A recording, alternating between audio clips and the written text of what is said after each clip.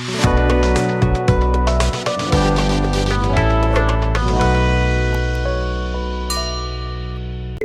किसी चीज से कंपेरेटिव ही सही एगो एटम का मास निकल रहा है या रिलेटिव मोलिक्यूलर मास निकाल रहे हैं, तो किसी चीज से कंपेयर करेंगे और किससे कंपेयर करते हैं वो तो पता है, एएमयू से, अपने कार्बन 12 के 1/12 पार्ट से, तो उससे रिलेटिव मोलिक्यूलर मास का मतलब एगो मोलिक्यूल का मास निकलता है, कंपेरेटिव मास होता है, तो एगो मोलिक्यूल का मास होता है।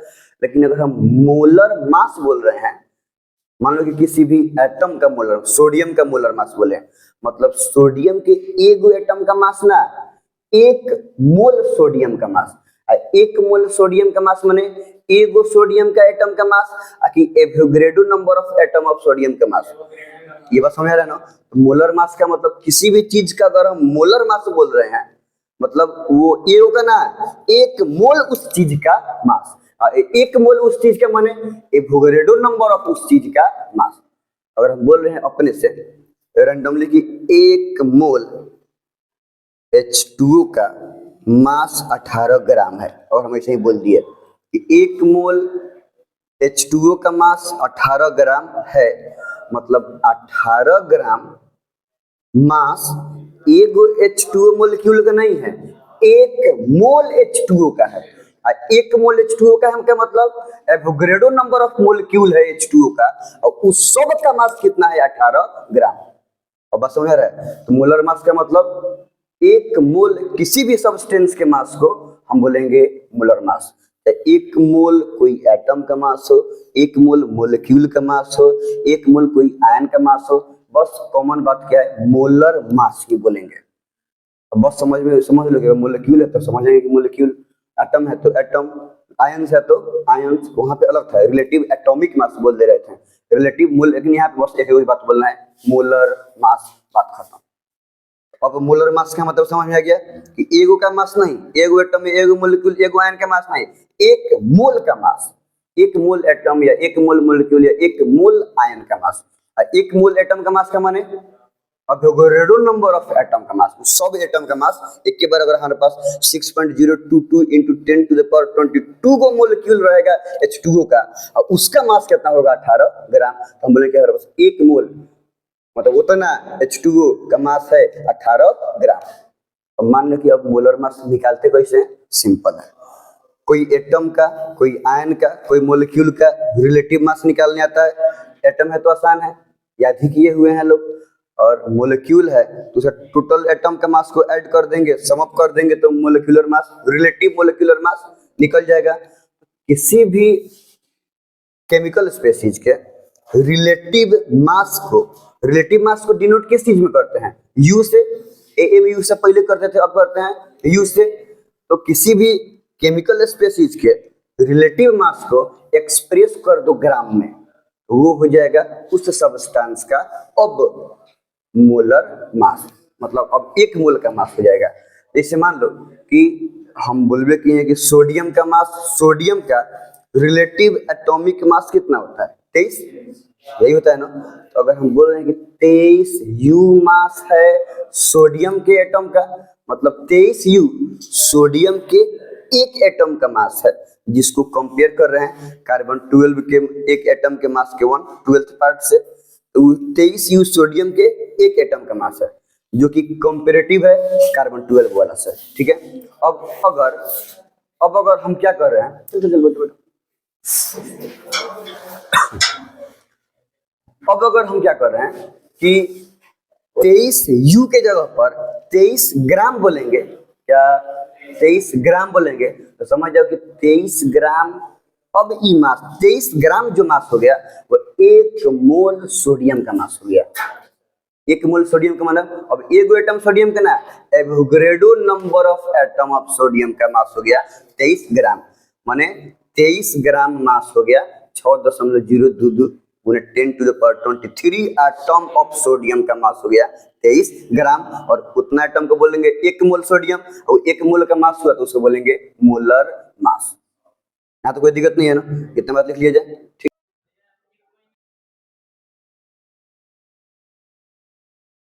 लोग देख रहे थे लोग मोलर मास पे, तो हम बोले हैं कि मोलर मास मोलिक्यूलर मास से अलग होता है। तो मोलर मास रिलेटिव मोलिक्यूलर मास से अलग होता है, ठीक है। अगर हम एक एटम का भी निकालें तब वो मोलर मास बोलेंगे, एक मोल एटम का भी निकालें तब वो मोलर मास बोलेंगे, एक मोल मोलिक्यूल का निकाले तभी भी मोलर मास बोलेंगे, एक मोल आयन का निकाले तभी भी मोलर मास, लेकिन रिलेटिव मास अलग होता है। समझ में आ रहा है? वही चीज हम यहाँ पे डिनोट किए हैं। पर देखो, molar mass is defined as mass of 1 mole of anything. एक मोल अगर हमारे पास कुछ सब्सटेंस है उसका जो मास होगा उसको बोलेंगे हम लोग मोलर मास। एक मोल कुछ भी का मास को कितना बोले, क्या बोलते हैं हम लोग? Molar mass. Means molar mass means स्पष्ट एकदम, it is not mass of 1 atom या मोलिक्यूल या आयन। मोलर मास का मतलब एगो एटम किस कंपेयर चाहे बिना कंपेयर, रिलेटिव या बिना रिलेटिव। मोलर मास का मतलब किसी भी सब्सटेंस का, मतलब ये मोलर मास एगो एटम का या मोलिक्यूल का या एगो आयन का मास नहीं है। इट इज मास ऑफ, एक मोल का ना मास है, मतलब it is mass of Avogadro number of atom molecule या आयन। नहीं, ये इतना गो एटम मोलिक्यूल या आयन का मास होता है। समझ में आ रहा है? और हम बोलेंगे किसी भी चीज का, जैसे यहाँ पे डिनोट किए हुए हैं अच्छा निकालते कैसे हैं? व्हेन रिलेटिव मास, अब एटम है तो रिलेटिव एटॉमिक मास, मोलिक्यूल है तो relative molecular mass of any atom molecule या ion will be expressed in gram, then we will get its molar mass। ठीक है, मोलर मास। जैसे H2O का, ध्यान से देखो, H2O का रिलेटिव मोलिक्यूलर मास कितना होता है? इसमें कोई दिक्कत नहीं है, ये निकल जाएगा ना। हाइड्रोजन का एक यू इसका 16U 2U 18U, तो H2O का 18U क्या हो गया? रिलेटिव मोलिक्यूलर मास। यहाँ तक किसको दिक्कत? यही 18U को कन्वर्ट कर दिए हम ग्राम में, तो कितना हो गया? 18 ग्राम। तो ये हो गया H2O का रिलेटिव मोलिक्यूलर मास, 18 ग्राम हो गया H2O का मोलर मास। देखो अब कितना अंतर हो जाता है, सिर्फ U से हम लोग ग्राम में लिख देने से कितना अंतर रहता है। वही बात लिखवाए हैं कि 18U का मतलब relative molecular mass of H2O, और 18 ग्राम का मतलब एक मोल का मास, मोलर मास ऑफ H2O, माने मास ऑफ 1 मोल ऑफ H2O। समझ रहा है? यहाँ पे अगर हम वैसे लिख दें, वैसे तुम सब रख दें सब, 18 ग्राम का मतलब मोलर मास ऑफ H2O नहीं, इसी का ना मतलब होता है कि मास ऑफ 1 मोल ऑफ H2O। देखो अंतर क्या हो गया कि अगर हम 18U बोल रहे हैं मतलब रिलेटिव मोलिक्यूलर मास बोल रहे हैं, मतलब ये 18U बोलने का मतलब हुआ कि मास of 1 molecule of H2O compare relate with 1/12 mass of 1 atom of carbon 12। तो 18U बोलने का मतलब ये हुआ कि हम ये वो मास है कि H2O के एगो मोलिक्यूल के मास को हम कंपेयर कर रहे हैं कार्बन 12 के एगो एटम के मास के 1/12 से। तो 18U का मतलब कि H2O का, ध्यान से, 18U का मतलब एगो मोलिक्यूल H2O का मास कार्बन 12 के एगो एटम के मास के 1/12 से 18 टाइम्स ज्यादा है। समझ में आ रहा है? वही 18 ग्राम बोल रहे हैं मतलब मास ऑफ 1 मोल ऑफ H2O, मतलब ये mass of Avogadro number of molecule of H2O, मतलब ये इतना H2O के मोलिक्यूल का मास है। ये एगो मोलिक्यूल का मास है जो कि कंपेयर कर रहे हैं कार्बन 12 से, और ये एगो मोलिक्यूल का नहीं, इतना गो मोलिक्यूल का मास है 18 ग्राम, मतलब 1 मोल H2O का मास है। दोनों में फार डिफरेंस है कि नहीं है? अब यहाँ पे देखो, अब सब बात को समराइज कर दिया, उस दिन वाला भी और आज वाला भी, कि अगर 1 मोल ऑफ कोई भी केमिकल स्पीशीज, केमिकल स्पीशीज का मतलब क्या होगा? एटम मोलिक्यूल आयन, ये सब होगा ना। 1 मोल कोई भी केमिकल स्पीशीज का मतलब, 1 मोल का मतलब नंबर में कितना है? एवोगैड्रो नंबर, मतलब इतना नंबर ऑफ इस केमिकल स्पीशीज का। 1 मोल का मतलब इसका मास में देखें, इसका इट्स रिलेटिव मास इन ग्राम, मतलब इसका मास ग्राम में। अगर हम बोले कि 1 मोल H2O का मतलब, ध्यान से, 1 मोल H2O का मतलब इतना गो H2O का मोलिक्यूल, इतना H2O के मोलिक्यूल का मास कितना हो जाएगा? 18 ग्राम। समझ रहे हैं? वैसे ही 1 मोल हाइड्रोजन का मतलब, हाइड्रोजन है ना सिर्फ, मतलब इतना गो एटम, इतना गो एटम का मतलब इतना का मास कितना हो जाएगा? 1 ग्राम। 1 मोल सोडियम प्लस Na प्लस का मतलब इतना गो सोडियम प्लस का आयन, इतना गो आयन किसका? Na प्लस का, इसका मास कितना हो जाएगा 23 ग्राम का मतलब ये 23 ग्राम एगो सोडियम आयन का मास नहीं है, कितना गो सोडियम आयन का मास है, ये समझ में आ रहा है? ठीक, मतलब रिलेटिव मोलिक्यूलर मास मतलब एक गो CO2 का मतलब कि जो CO2 का मास है ना, वो कार्बन 12 के एगो एटम के मास के 112 से 44 टाइम्स ज्यादा है, मतलब 44 टाइम्स है, तब 44 U। और अब यही 44 U को कन्वर्ट कर दिए हम लोग ग्राम में, ये कितना हो गया 44 ग्राम। अब 44 ग्राम का मतलब हो गया क्या, molar mass of CO2, molar mass of CO2, CO2 का मोलर मास। और CO2 का मोलर का मास का मतलब हुआ कि CO2 मोलिक्यूल मतलब एक मोल CO2 का मास। मोलर मास का मतलब क्या हुआ, मास of 1 mole, mass of 1 mole of CO2, और वो कितना हो गया 44 ग्राम। ये पता है कि 44 ग्राम एक मोल का मास है, तब इसलिए सर कि 44 ग्राम पर मोल। अब पूरा बात ये हुआ कि मोलर मास में जब भी हम लोग किसी भी मोलिक्यूल्स को, एटम्स को या आयन को एक्सप्रेस करेंगे तो पता है कि वो उसका मोलर मास है, तो हम पर मोल लिख देंगे, क्योंकि पर मोल इस बात को बताता है कि वो मास एक मोल का है। ये बात समझ रहा है? पर मोल का मतलब हम लिखे कि 18 ग्राम, और हम बोले कि H2O का मोलर मास होता है 18 ग्राम पर मोल, मतलब एक मोल H2O का मास हो जाएगा 18 ग्राम। तो पर मोल कंफर्म कर देता है कि ये भाई मोलर मास है, मतलब एक मोल सब्सटेंस का ही मास है। एक मोल सब्सटेंस का मास का मतलब एगो का ना आपको ग्रेडो नंबर का 6.022 इंटू 10⁻23 नंबर ऑफ एटम या मोलिक्यूल का मास है। एक मोल कहने का मतलब ये हुआ। यहाँ तक कोई दिक्कत नहीं है ना? ये क्या हो गया 44 ग्राम पर मोल, ठीक है, मतलब ये एक मोल का मास। अगर हम कहीं पे बोले कि हमारे पास 44 ग्राम CO2 है, सुन रहा है सब, हमारे पास 44 ग्राम CO2 है, माने हमारे पास कितना CO2 है, एक मोल, क्योंकि अगर एक के मोल का मास होता है 44 ग्राम, तो हमारे हाथ में 44 ग्राम CO2 रखे हुए हैं, हमारे पास एगो दूगो नहीं, एक मोल CO2 मोलिक्यूल है। अगर हमारे पास, अगर हम बोले कि 18 ग्राम H2O है, मैंने हमारे पास कितना नंबर में कितना H2O है, एक मोल, मतलब 6.022 इंटू 10⁻24। तो यहाँ से हम लोग नंबर ऑफ मोल भी निकाल लेते हैं। पहले मोलर मास, अब हम लोग देखते हैं लोग, मतलब कोई भी नंबर ऑफ मोल से, कोई भी केमिकल का नंबर ऑफ मोल से उसका टोटल मास निकालना है। ये बात समझ आ रहा है? तो जैसे देखो कि अगर हम लोग किसी भी चीज के बारे में बात करें, एक मोल का मास उतना, तो 2 मोल का मास 2 गुना उतना, 3 मोल का मास 3 गुना उतना, समझ में आ रहा है? तो अगर वैसे ही तो नॉर्मली अगर क्वेश्चन दिया जाए कि किसी भी चीज के इतना मोल मास के निकालना है, जैसे मान लो कि यहाँ पे दिया हुआ है कि 4 मोल H2O का मास कितना होगा, 4 मोल H2O बराबर कितना ग्राम, समझ में आ रहा ना? तो ध्यान से देखो, 1 मोल H2O का मास कितना हो जाएगा 18 ग्राम, 18 ग्राम, 1 मोल H2O का मास 18 ग्राम, तो 4 मोल H2O का मास कितना हो जाएगा 4 गुने 18 ग्राम, ये होगा ना, जो कितना आ रहा है 72। तो ये हमारा आंसर हो गया 72 ग्राम। इस तरह करके कुछ निकल जाएगा, आसान है, कोई बहुत भारी बात नहीं है, बस मोलर मास निकल जाए। और जैसे ही मोलर मास निकल जाएगा, मोलर मास निकलने का मतलब 1 मोल का मास निकल गया, और जब 1 मोल का मास निकल गया तो जितना मोल गिवन है उतना मोल का मास निकल जाएगा, ठीक है।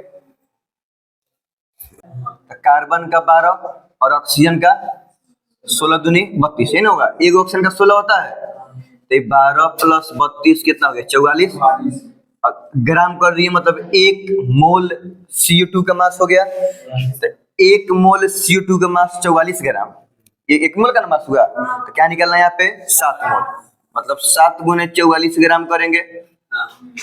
ये भी उतारना सब जो समझ में नहीं आया होगा, और तब ये लिखना सब बगल में लिखे रफ में, और 7 गुने 44 ग्राम करेंगे तो ये कितना हो रहा है 7 चौका 28, 2 30, 328 ग्राम हो गया, कितना का मास 7 मोल कार्बन डाइऑक्साइड का मास। वैसे ही अगर हमको 8 मोल निकालना है तो 8 इंटू 1 मोल H2SO4 का जो मास आउटपुट कर देंगे, तो वैसा ही अगर H2SO4 का मास निकालेगा सब, 2 ऑक्सीजन है ना, तो तो एक ऑक्सीजन का एक होता, एक दो हाइड्रोजन है ना, एक हाइड्रोजन का एक, दो हाइड्रोजन का 2 into 1, एक गुना है सल्फर 32 और 4 गुने ऑक्सीजन का 16, सबको ऐड करेंगे आ जाएगा 98। 98 ग्राम कर दिए तो 98 ग्राम का मतलब एक मोल H2SO4 का मास हो जाएगा 98 ग्राम। 8 मोल है ना, 8 गुने 98 ग्राम कर देंगे तो 8 से करेंगे तो कितना होगा, 8 9 64, 4 6 8 9 72, 6 78, 784 ग्राम। अब वैसे यहाँ पे सोडियम है ना, ये तो आसान है, तो एगो सोडियम का कितना होता है 23 U, लेकिन हमको चाहिए मोलर मास, ये 10 मोल सोडियम है ना, तो 1 मोल सोडियम का मास 1 मोलर मास, और इसका मतलब हुआ 23 ग्राम, नहीं तो 10 मोल है ना, तो 10 गुने 23 ग्राम हो जाएगा, तो ये हो गया 230 ग्राम। समझ में आ रहा है? तो 5 मोल हाइड्रोजन मतलब 5 गुने 1 मोल H प्लस 1 मोल हाइड्रोजन आयन, वैसे एगो हाइड्रोजन आयन का मास 1 U, 1 मोल का 1 ग्राम हो जाएगा, ऐसे निकलता है ना। और जब 1 ग्राम तो हाइड्रोजन है ना, है 5 गुने 1 ग्राम, तो ये हो जाएगा 5 ग्राम। ठीक है, ऑक्सीजन के बारे में बात करेंगे, 9 मोल O2, अब ये ऑक्सीजन एटम नहीं मोलिक्यूल है।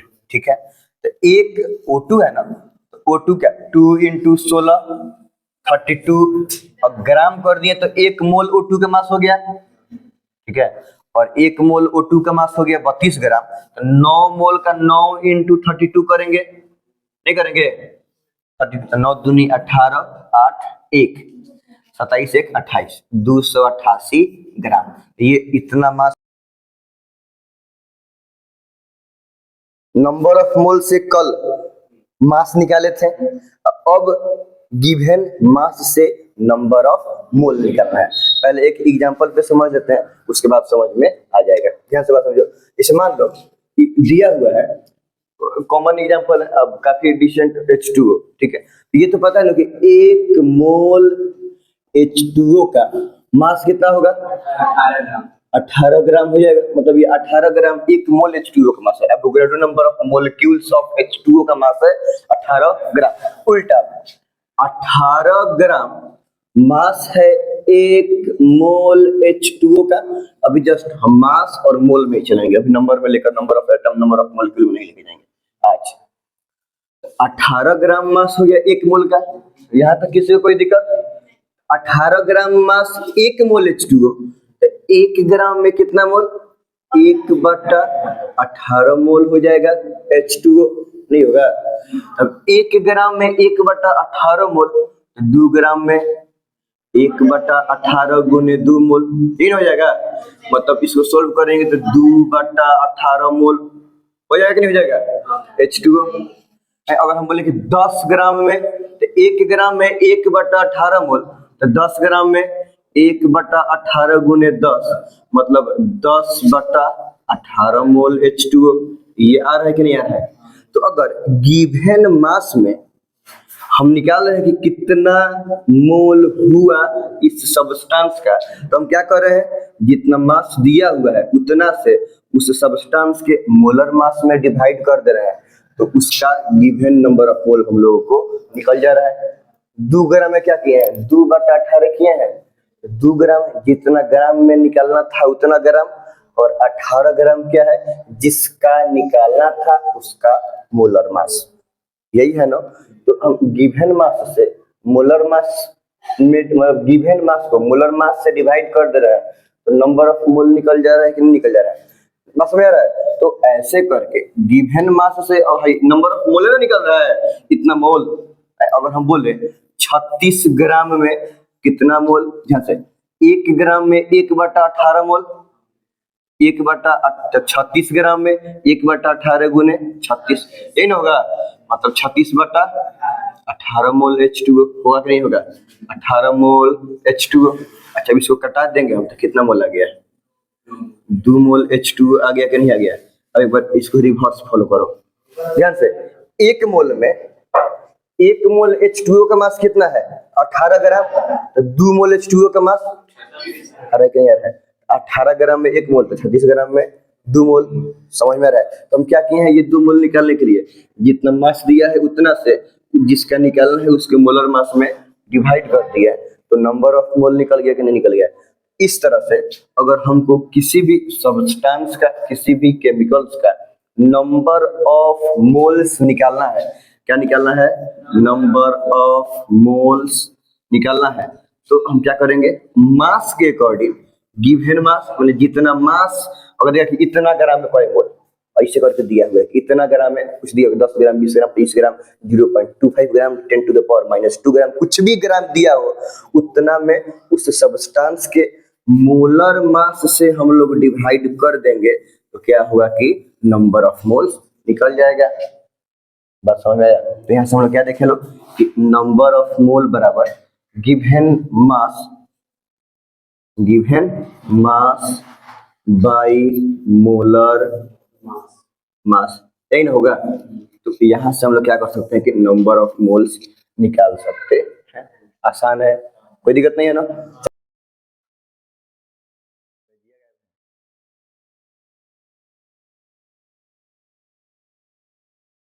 तो क्या कर रहे हैं, find number of moles, number of mole निकालना है ना। तो एक बात क्या देखें कि नंबर ऑफ मोल बराबर given mass by molar mass, simple सा है, यूनिटरी मेथड से भी आदमी बना सकता है, डायरेक्टली ये फॉर्मूला पर भी पुट करके बना सकता है।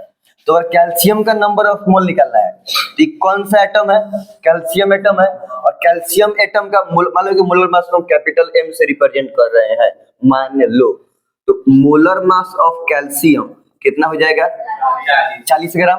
तो नंबर ऑफ मोल बराबर क्या होता है, गिवन मास बाय मोलर मास, कितना मास दिया हुआ है 10 ग्राम, और मोलर मास कितना है 40 ग्राम, 10 चौका 40, यही ना आ रहा है। तो नंबर ऑफ मोल कितना हो गया, 1/4, तो 1/4 मोल लिखो तो, या 0.25 मोल लिखो तो, कोई फर्क नहीं पड़ेगा, बस अंतर वैल्यू सेम ही है, अंतर ये है कि एगो फ्रैक्शन में और दूसरा डेसिमल में, ठीक है। वैसा ही निकालना, मान लो आर्गन का, तो मोलर मास आर्गन का कितना हो जाएगा, 36 ना 40, आर्गन का मोलर मास हो गया 40 ग्राम, और नंबर ऑफ मोल निकालना है ना, given mass by molar mass, mass कितना ग्राम गिवन है कि कितना ग्राम का निकालना है, 80 ग्राम, और मोलर मास कितना होता है इसका 40 ग्राम, कट गया कितना है 2, मतलब 2 मोल। अब ऐसे भी देखो ना, 40 ग्राम आर्गन का 1 मोल, 80 ग्राम का 2 मोल, यूनिटरी मेथड से भी सिंपली निकल सकता है, बाकी सब वैसे ही निकलना है। ये थोड़ा भारी लगा, इसको देख लीजिए, देखो तो अगर हम H2SO4 का मोलर मास निकाले, मोलर मास किसका, H2SO4, तो अलग अलग काउंट करेगा सब, 1 दूनी 2, और ये हो गया 32, 32 2 34, और 16 चौका 64, तो 64 और 32 34 कितना हो गया 98, तो ये हो गया 98 ग्राम, किसी को कोई दिक्कत नहीं। अब मोलर मास हो गया 98 ग्राम, नंबर ऑफ मोल निकालना है ना, गिवन मास बाय मोलर मास कितना ग्राम दिया है 49 ग्राम पर निकालना है, तो 49 ग्राम बाय 98 ग्राम करेंगे, यही ना, 2 जैसे कट गया तो 1/2 या 0.5 मोल, ये हो जाएगा मोल्स, ठीक है। हाँ, अगर मोलर मास निकालना सब लिखना सब, एक बात हमेशा ध्यान रख लो कि मोलर मास तो अगर एक ही मोल का ना है, एक बार ग्राम पर मोल ऐसे करके लिख लेना सब, बाकी सब नहीं, सिर्फ जब मोलर मास लिखना सब तब, इससे इसका मतलब ये होगा कि ग्राम पर मोल का मतलब 1 मोल का मास 40 ग्राम है, तो बात कंप्लीट हो जाएगा, ठीक है। 48 ग्राम पर मोल, मतलब 1 मोल H2SO4 का मास है 98 ग्राम। इतना ही देख के समझ में आ जाएगा कि हम इसके मोलर मास के बारे में बात कर रहे हैं, ठीक है, बाकी कोई दिक्कत नहीं है।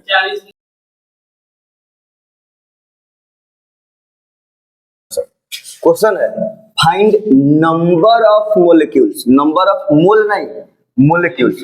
एक तो बात क्लियर है ना कि नंबर ऑफ मोल में और नंबर ऑफ मोलिक्यूल्स में अंतर होता है, ये बात समझ में आ रहा है।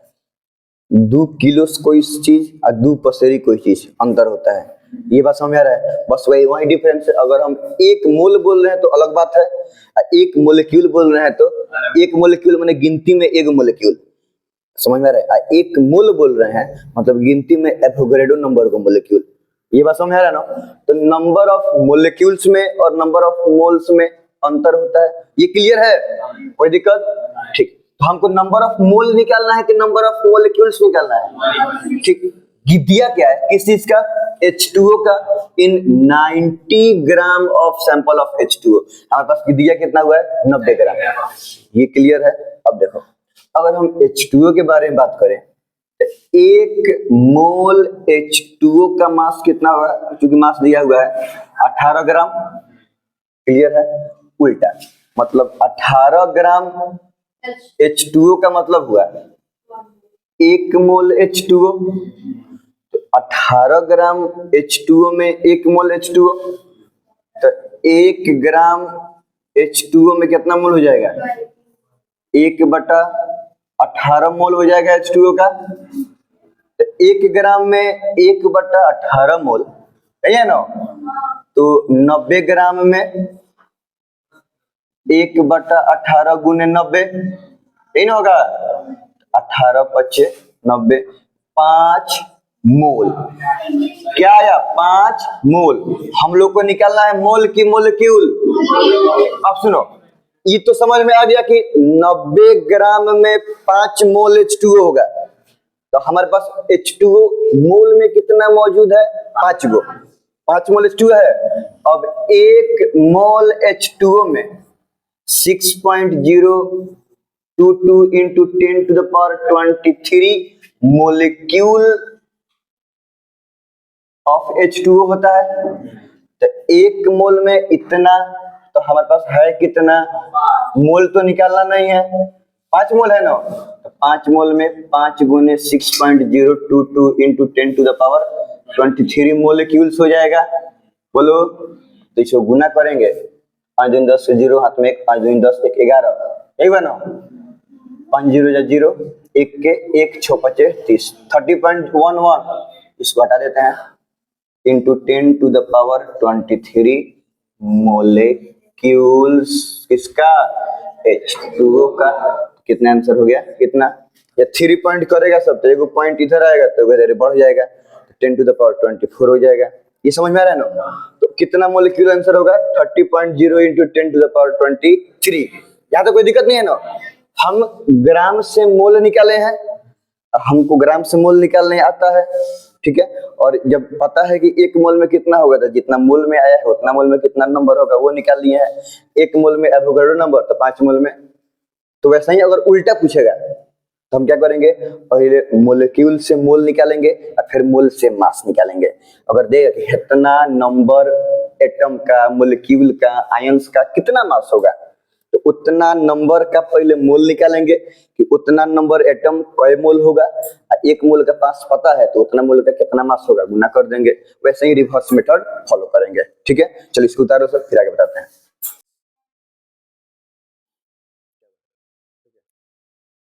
बात समझ से हम लोग अभी स्टार्टिंग में देखे थे कि नंबर ऑफ मोल अगर निकालना है डायरेक्ट, हमको नंबर दिया है, मतलब हमको मोल नंबर एवोगैड्रो नंबर, इन तीन को पता है, तो या तो नंबर ऑफ मोल निकालना होगा या नंबर ऑफ एटम मॉलिक्यूल जो कुछ भी निकालना होगा। तो नंबर ऑफ मोल बराबर given number by Avogadro number, यही देख रहे थे ना हम लोग स्टार्टिंग में। अगर नंबर ऑफ मोल दिया है, नंबर निकालना है, तो एवोगैड्रो नंबर को इधर भेज देंगे, इसमें दोनों में मल्टीप्लाई कर देंगे तो नंबर निकल जाएगा। और अगर नंबर दिया है कि इतना नंबर ऑफ मॉलिक्यूल एटम या आयन में कितना मोल होगा, तो उसमें एवोगैड्रो नंबर से डिवाइड कर देंगे तो सीधे ये निकल जाएगा। तो ये पहले का कॉन्सेप्ट। दूसरा देखे थे लोग कि नंबर ऑफ मोल बराबर गिवन मास बाय मोलर मास, यही चल रहा था ना?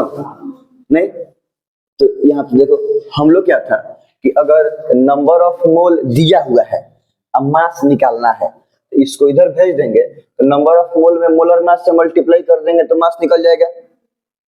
4 मोल में कितना मास, तो 4 गुने मोलर मास। 5 मोल में कितना मास, तो ये इधर जाएगा, यहाँ पे 5 पुट कर देंगे, और जिस केमिकल का निकालना है उसका मोलर मास निकाल के यहाँ पे पुट कर देंगे, इसको इधर भेज देंगे तो मास निकल जाएगा।